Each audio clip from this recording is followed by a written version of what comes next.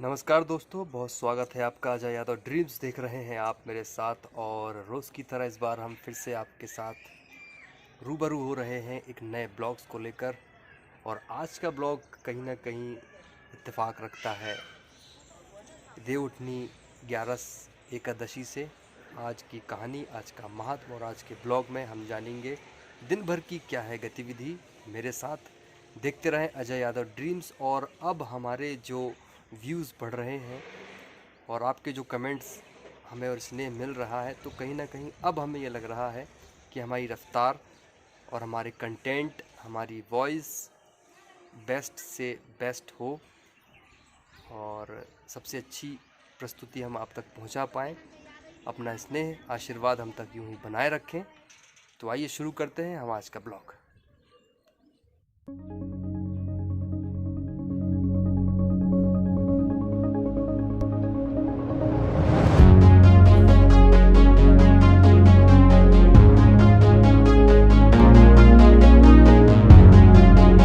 नमस्कार दोस्तों, बहुत स्वागत है आप सभी का। और हमारे साथ है यूएचपी लिविंग सेंटर नौगांव से रिसोर्स पर्सन श्री भगवान सिंह परमार जी जुड़ रहे हैं और वो एक आह्वान रख रहे हैं, आप सभी के साथ अपनी बात रख रहे हैं। तो क्या कुछ वो कहना चाह रहे हैं, आइए उनको सुनते हैं।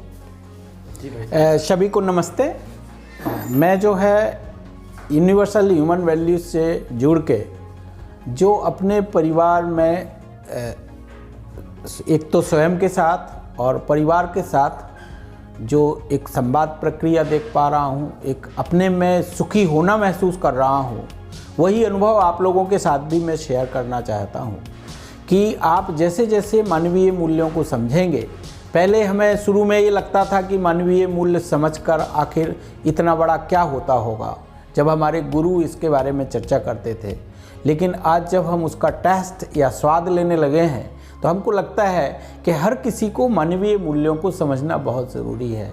हम जहां अपना वैल्यू आने पर हम अपने स्वास्थ्य को ठीक रख पाते हैं, हम अपने बच्चों से संवाद प्रक्रिया बढ़ा पाते हैं, हम अपने घर में भी जो अभी एक दूसरे पर अधिमूल्यन और अवमूल्यन करते हैं उसकी जगह पर हम संवाद बढ़ा पाते हैं।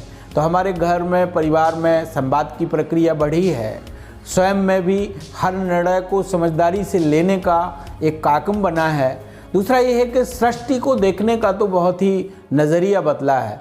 अभी हम सृष्टि को शोषण के रूप में देखते थे, लेकिन हम सृष्टि एक नियम के रूप में है, एक नियंत्रण के रूप में है, एक सदुपयोग के रूप में है, इसको हम देख नहीं पाते थे। लेकिन जैसे जैसे सृष्टि को निगाह पसार के देखा तो इसमें जहाँ मुझे समृद्धि दिखाई दी, वहीं ये भी दिखाई दिया कि सृष्टि अपने में एक व्यवस्था है और वह व्यवस्था जो है परस्पर पूरकता के रूप में भी है और भागीदारी के रूप में भी है। तो आप देखें कि बहुत से छोटे परमाणु को भी हम देखने जाते हैं तो उसमें भी हमें भागीदारी दिखती है। तो हमें भी ये समझ में आया कि प्रकृति में जब इतनी ज़्यादा भागीदारी है तो मानव भागीदारी से वंचित क्यों है।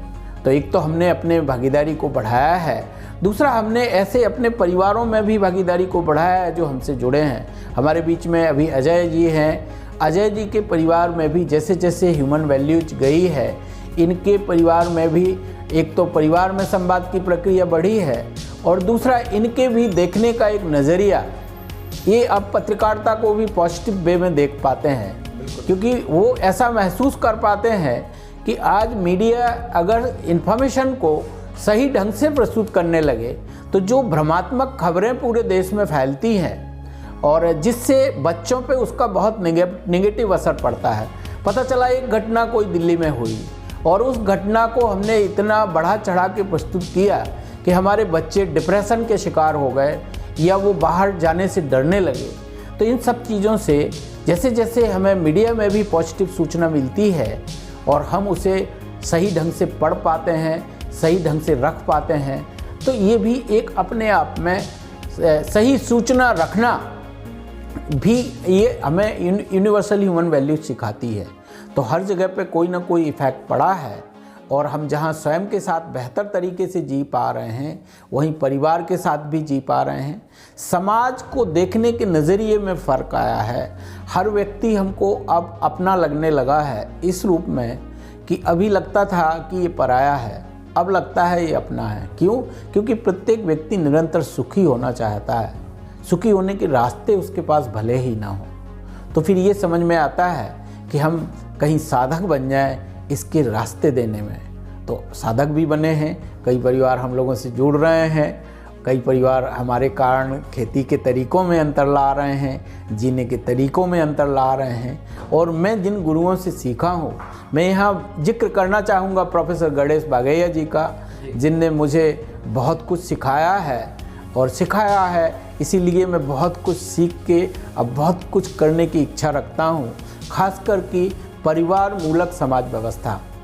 तो परिवार मूलक समाज व्यवस्था की बात मैं इसलिए करना चाहता हूँ कि आज जिस हिसाब से देश में परिवार बिखर रहे हैं, परिवार ही हमारी मुख्य कड़ी है, प्रयोगशाला है, परिवार से ही परंपरा बनती है, परिवार से ही बच्चे बड़े हो करके समाज में जाते हैं। और वही परिवार अगर अपने में सिमट गए हों, सिकड़ गए हों, संयुक्त परिवार प्रणाली टूट रही हो, तो ऐसे में परिवार पर ध्यान जाना बहुत ज़रूरी है। और हम लोग परिवार मूलक समाज कैसे बने, एक से अनेक, अनेक से हरेक की ओर हम एक अखंड परिवार समाज कैसे बना सकें, इस ओर भी हमारे प्रयास जारी है। अभी तो हम 20-25 परिवारों में काम कर पा रहे हैं और उनके संबंधों का, उनके घरों में जो परिवर्तन होते हैं, उनके घरों में बच्चों में जो परिवर्तन हो रहे हैं, उससे अब हम लोग भी अपने में इस पूरी यूनिवर्सल ह्यूमन वैल्यूज़ को आइडेंटिफाइड भी कर पा रहे हैं कि ये जैसे जैसे देश की शिक्षा में जाएगी, ये नया कमाल करेगी। ये AICTE ने इसे पूरे देश में लागू कर दिया है, UGC ने भी यूनिवर्सल ह्यूमन वैल्यूज़ के नाम से इसे लागू कर दिया है, मूल्य प्रवाह के नाम से। ये सभी जगह जैसे जैसे जाएगी कि हमारे विरोध, हमारे संघर्ष, हमारे युद्ध अपराध सब कुछ डह जाएंगे और एक नया विश्व बनेगा, नया समाज बनेगा। अजय जी ने हमारा सुंदर सा इंटरव्यू लिया, इनको भी मेरी बहुत बहुत शुभकामनाएं। नमस्ते। Thank you.